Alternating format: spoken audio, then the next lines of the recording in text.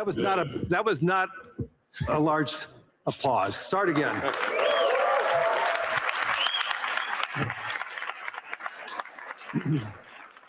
That's better. Thank you. Yeah, we're gonna make this interesting. How many quotes are you going to want that are going to be after this session?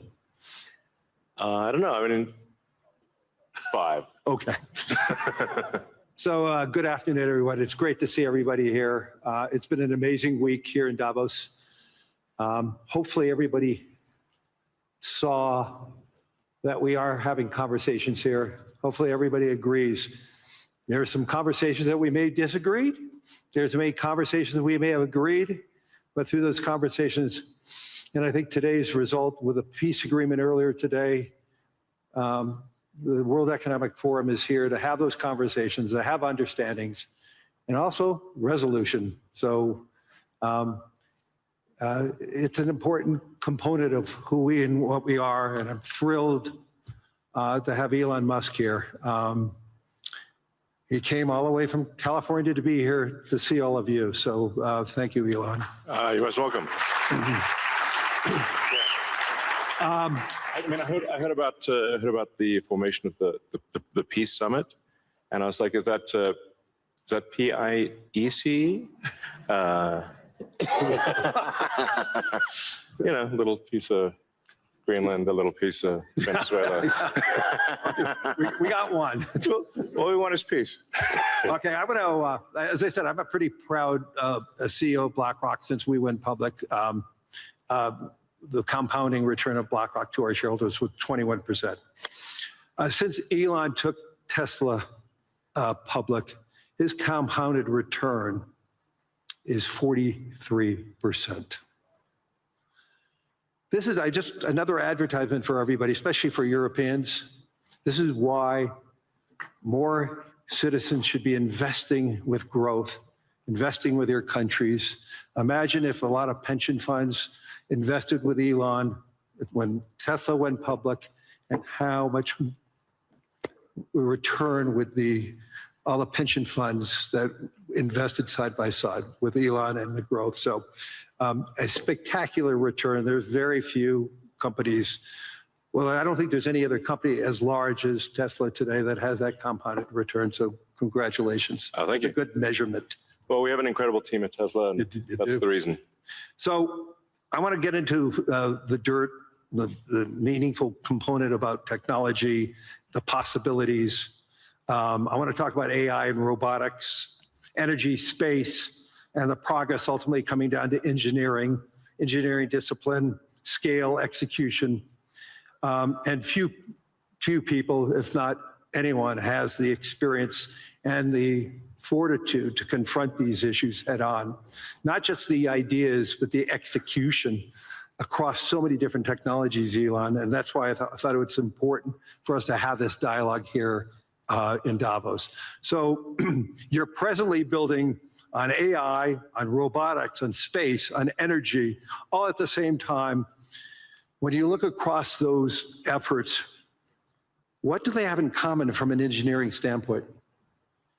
Well, they're all very difficult technology challenges, but the overall goal of my companies is to maximize the future of civilization, like basically maximize the probability that civilization has a great future, and to expand consciousness beyond Earth. So if you take SpaceX, for example, that SpaceX is about advancing rocket technology to the point where we can extend life and consciousness beyond Earth to the moon, to Mars, eventually to other star systems. And I think we should always view consciousness, life as we know it, as precarious and delicate, because to the best of our knowledge, we don't know of life anywhere else. You know, I'm often asked, are there aliens among us? And I'll say that I am one, but or you're from the future. They don't believe me. Okay. But I think if anyone would know if there are aliens among us, it would be me. We have 9,000 satellites up there, And not once have we had to maneuver around an alien spaceship. So I'm like, I don't know. Bottom line is, I think we need to assume that life and consciousness is extremely rare, and it might only be us. And if that's the case, then we need to do everything possible to ensure that the light of consciousness is not extinguished, because we're effectively, the way I view it is, the image in my mind is of a tiny candle in a vast darkness, a tiny candle of consciousness that could easily go out. And that's why it's important to make life multiplanetary, such that if there is a natural disaster or a man-made disaster on Earth, that consciousness continues. That's the purpose of SpaceX. Tesla is obviously about sustainable technology, and also at this point we've sort of added to our mission sustainable abundance. So with robotics and AI, this is really the path to abundance for all.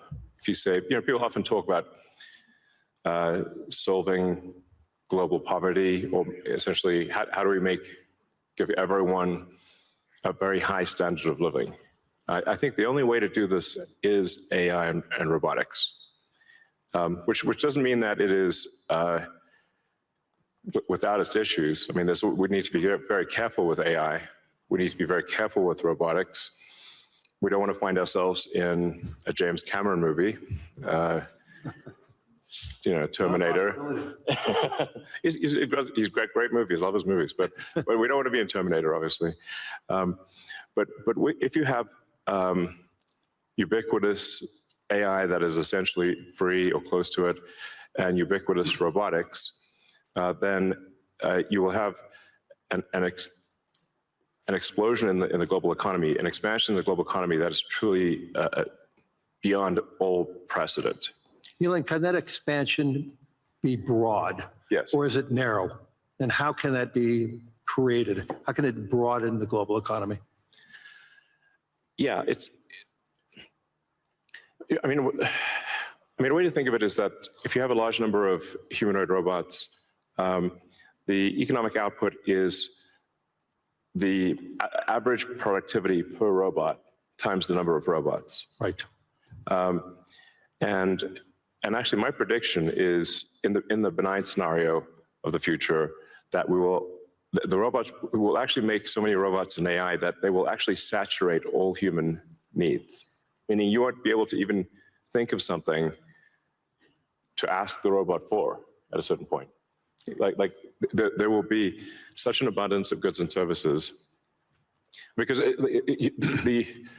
my prediction is that there'll be more robots than people. So, but how do you then have human purpose in that scenario? Yeah, I mean, nothing's perfect,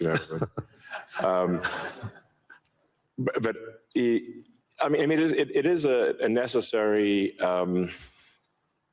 Like, you can't have both. You can't have work that has to be done and amazing abundance for all. Because if it's work that has to be done, then you and only some people can do it, then you can't have abundance. Then for it's all. narrow. It's narrow, yeah. Exactly.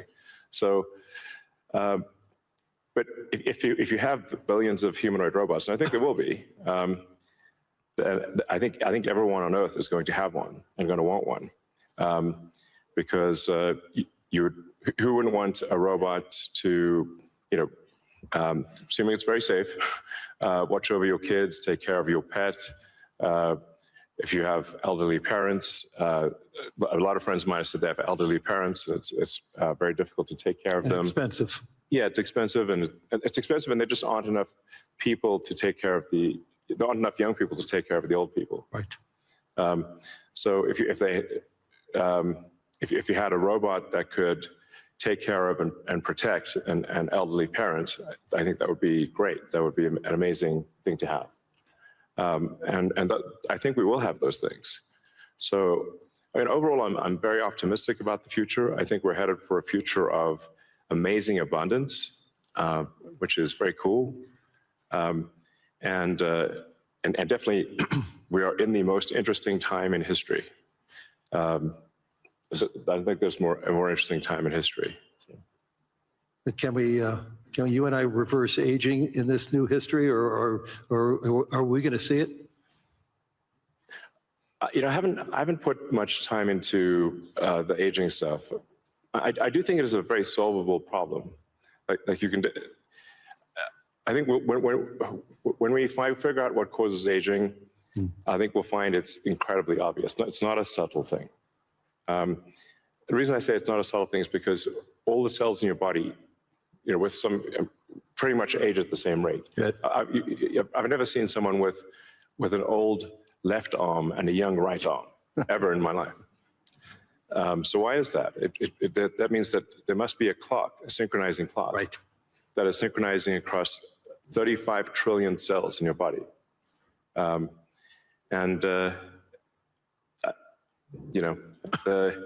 There is some benefit to death, by the way. It's like there's a reason why we don't actually have a longer lifespan, because if people do live forever for a very long time, I think there's some risk of an ossification of society, of things just getting kind of locked in place, it just may become stultifying, just not lack vibrancy.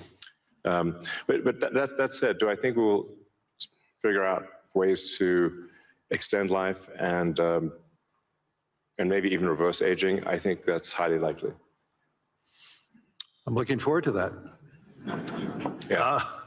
So in the future that you talk about, the AI models, autonomous machines, rockets, depends on massive increases in compute, massive increases in energy, expensive energy, manufacturing scale. What are the bottlenecks to get there? And then, once again, with all that expenditures, again, how can we make sure that it's broad and not narrow?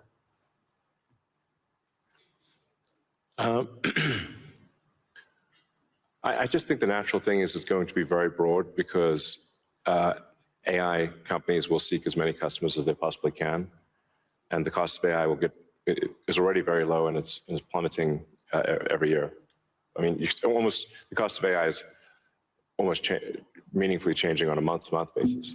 There's open models now everywhere. Yeah. Yes, there's open models. And the open models only lag, they're maybe a year behind, Right. the sort of closed models.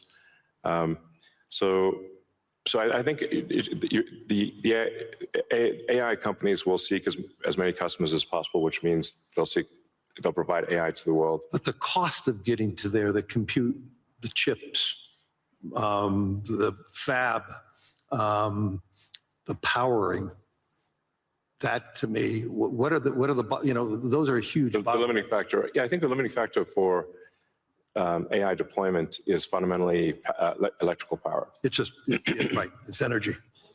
Yeah. I mean, we're seeing the rate of AI chip production increase exponentially, but the rate of electricity being brought online is 3%, 4% a year. Yeah. Max. Yeah. It's clear that we're very soon, maybe even later this year, we'll be producing more chips than we can turn on. But except for China. China's growth in electricity is tremendous. They're building 100 gigawatts of nuclear as we speak. Actually, solar is the biggest thing in China. So I believe China's production capacity on solar is 1,500 gigawatts a year, and they're deploying over 1,000 gigawatts a year of solar. Now, for continuous solar load, you divide that by roughly, 4 or 5. Call it that's around 250 gigawatts of steady state power paired with batteries. And that's a very big number. That's half of the average power usage in the US. Right. So US power usage on average is 500 gigawatts. China, just in solar, in solar that can provide steady state power, and batteries can do half of the US electricity output per year just with solar. Solar is by far the biggest source of energy. And actually, when you look beyond, or even on Earth, but certainly beyond Earth, the sun rounds up to 100% of all energy. This is an important thing to consider. So the sun is 99.8% of the mass of the solar system. Jupiter is about 0.1%, and everything else is miscellaneous. Now, even if you were to burn Jupiter in a thermonuclear reactor, the amount of energy produced by the sun would still round up to 100%, because Jupiter is only 0.1%. If you teleported 3 more Jupiters into our solar system, and burnt 3 more Jupiters and everything else in the solar system, the sun's energy would still round up to 100%. So it's really all about the sun. And that's why one of the things we'll be doing with SpaceX within a few years is launching solar-powered AI satellites. Right. Because the space is really the source of immense power, and then you don't need to take up any room on Earth. There's so much room in space, and you can scale to enormous. I mean, you can scale to, I think, ultimately hundreds of terawatts a year. You and I have had these conversations before, but why don't you tell the audience, what would it take for the United States, and what type of geography would it take to have that solar field to electrify the United States? And then let me ask a question, why aren't we doing it? Yeah, so, I mean, I guess a rough way to think about it is 100 miles by 100 miles, or call it, I don't know, 160 kilometers by 160 kilometers of solar is enough to power the entire United States. So the 100 mile by 100 mile area is, I mean, you could take basically a small corner of Utah, Nevada, New Mexico. Obviously, you wouldn't want it all in one place, but it is a very small percentage of the area of the U.S. to generate all of the electricity that the U.S. uses. And the same is true, actually, I mean, for Europe. You could take a small, you could take relatively unpopulated areas of, say, Spain and Sicily, and generate all of the electricity power that Europe needs. So why don't you think that there's a movement towards that here and in the United States? Well, there is. As it is in China. Well, unfortunately, in the U.S., the tariff barriers for solar are extremely high, and that makes the economics of deploying solar so artificially high, because China makes almost all the solar, What would it take for Europe or the U.S. to build it commercially, if it's that scale? Yeah, I think. Well, I can tell you what we're going to do. You know, SpaceX and Tesla is we're building up large-scale solar. Right. So the SpaceX and Tesla teams both separately are working to build to 100 gigawatts a year of solar power in the U.S. of manufactured solar power, and that'll probably take us, I don't know, about 3 years or something. But these are pretty big numbers, and you know, I'd encourage others to do the same.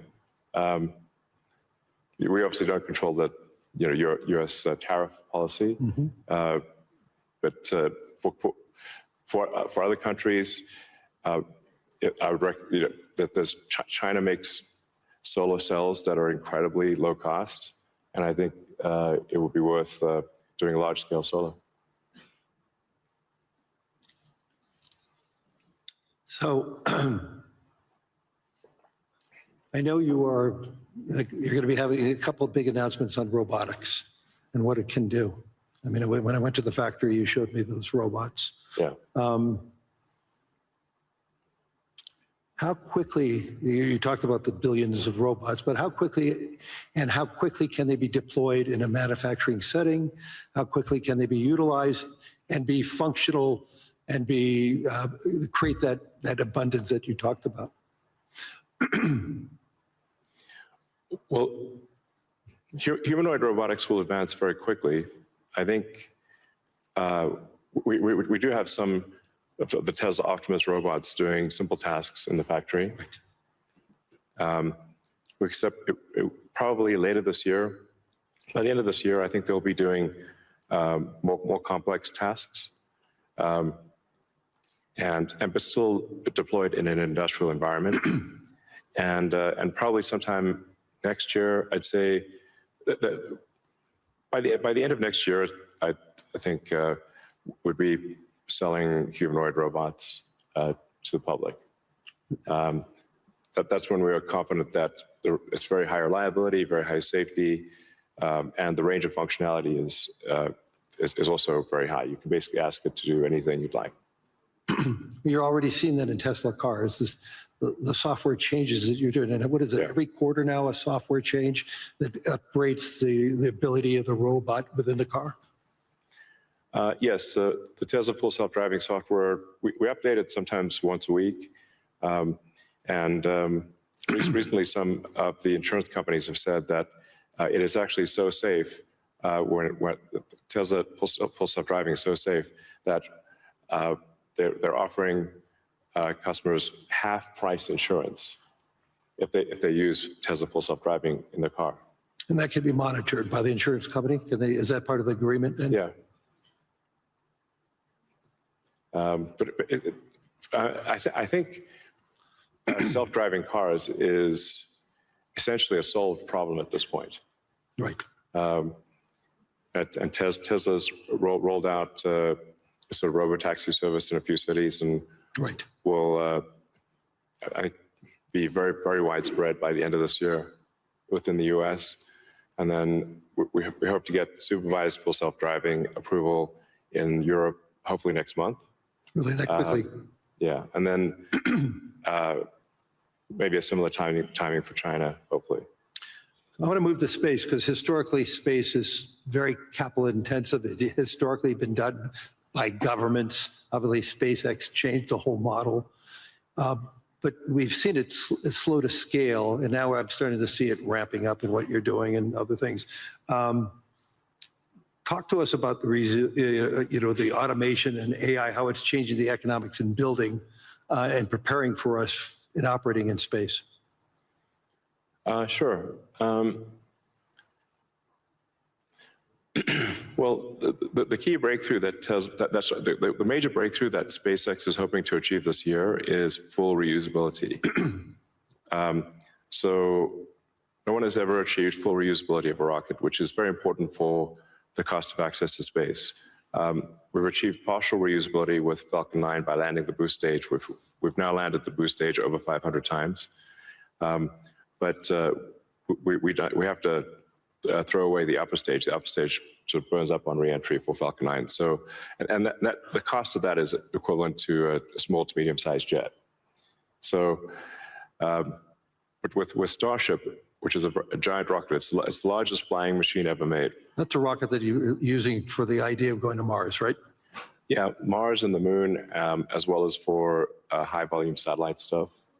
So Starship, hopefully this year we should prove full reusability for Starship, which will be a profound invention because the cost of access to space will drop by a factor of 100 when you achieve full reusability. Right. It's the same sort of economic difference that you would expect that, between, say, a reusable aircraft and a non-reusable aircraft.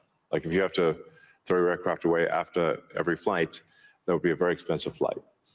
But if you only have to refuel, then it's the cost of the fuel.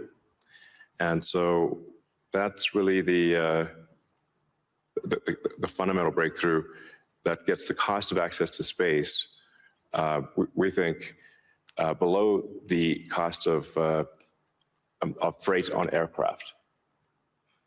So, under $100 a pound type of thing easily. Wow. So it makes putting large satellites into space, very low, very cheap. And then when you have solar in space, you get 5 times more effectiveness, maybe even more than that, than solar on the ground, because it's always sunny. It's cold. And It's always sunny, so you don't have a day-night cycle or seasonality or weather, and you get about 30% more power in space because you don't have atmospheric attenuation of the power. Right. The net effect is solar is 5 times more. Any given solar panel will do 5 times more energy in space than on the ground. Is there any capacity in doing that and then taking that power and bringing it back to Earth? Is there any way of doing that, or you're just taking that power and utilizing it for the needs, like building AI data centers in space? I think the case, it's a no-brainer for building solar-powered AI data centers in space, because as you mentioned, it's also very cold in space. If you're in the shadow, then it's very cold in space, just 3 degrees Kelvin. So you just have solar panels facing the sun, and then a radiator that's pointed away from the sun, so it has no sun incidence, and then it's just cooling. It's a very efficient cooling system. So net effect is that the lowest cost place to put AI will be space, and that'll be true within 2 years, maybe 3 at the latest. Wow. So looking 10 or 20 years out, how would you describe success with AI or space technology, and where do you see it? Are you more certain what's going to happen in the next 3 years, or 5 or 10? I don't know what's going to happen in 10 years, but the rate at which AI is progressing, I think we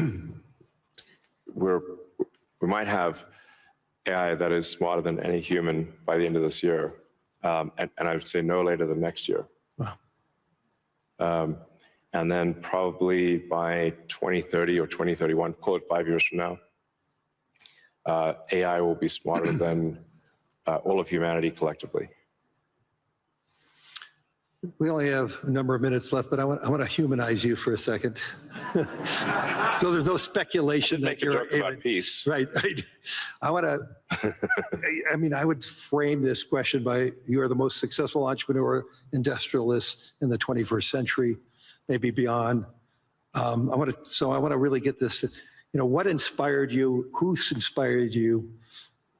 What was the foundation of your curiosity? And importantly, was there an aha moment, an epiphany at any time in your life and career?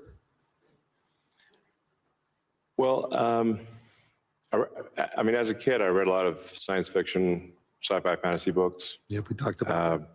And comic books, and I always liked technology. I didn't expect to be where I am today. That seems incredibly implausible. But I was inspired by reading about books about the future, about science fiction, and I guess I want to make science fiction not fiction forever. At some point, turn science fiction to science fact, we want to have like Starfleet and Star Trek, really, for real, like where we actually have giant spaceships traveling through space, going to other planets, traveling to other star systems. I'm just interested if I could be beamed up to go back to New York. I'd like to just be beamed back to New York instead of flying. Yeah. Talking about Star Trek. No, I guess my essential, what I would call the philosophy of curiosity. I'd like to understand the meaning of life. Is the standard model of physics correct regarding the beginning of life, beginning of existence, and the end of the universe? What questions do we not know to ask that we should ask? And AI will help us with these things. So I'm just trying to understand, how do we get here? What's going on? What's real? Are there aliens? Maybe there are. And if we've got spaceships that are traveling to other star systems, we may encounter aliens, or we may find many long dead alien civilizations.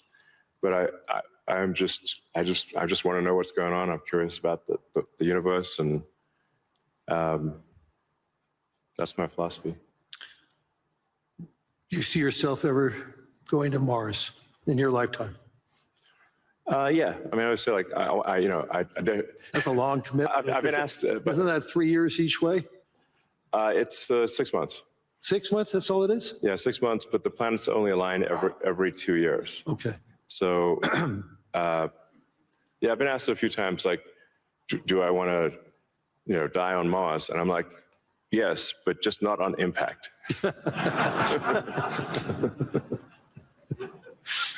That's a good answer. Anyway, we're out of time. Hopefully everybody enjoyed this. I mean, there's so many myths around Elon Musk.